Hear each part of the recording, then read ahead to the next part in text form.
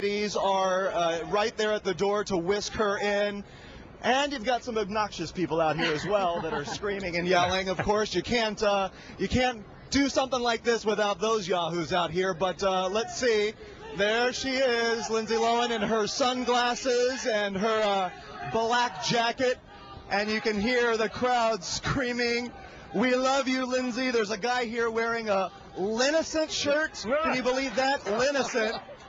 And, you know, this is just Hollywood, guys. Well, what else can you expect? Casey, Let her go. People are yelling. I think that's an analysis. This is Hollywood. Nowhere but Hollywood you actually see glitter thrown over the Hollywood starlet as they actually walk into court.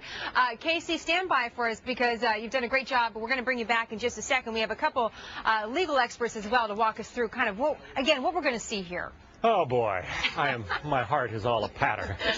In Los Angeles, investigative journalist Pat LaLama joins us. Joining us here in New York, former prosecutor John Q. Kelly.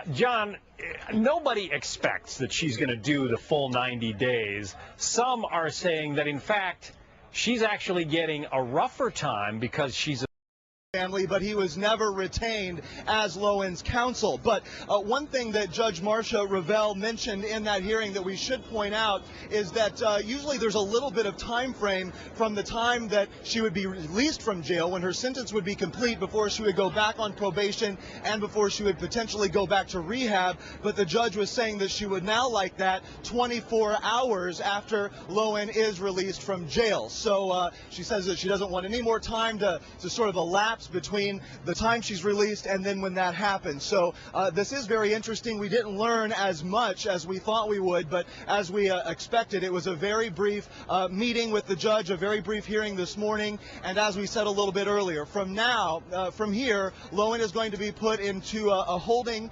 facility here at the Beverly Hills County Courthouse, and that's for an undetermined amount of time, where she will then be transported to the Linwood Correctional Facility, where she is going to serve out her sentence. That's the same facility that Paris Hilton spent time in. A number of other celebrities have done time there as well. And interestingly, we don't know. We think that she's probably going to be brought out of the back of the courthouse. So these are the yahoos that I was telling you about, John, that are here. Some of the protesters, whatever.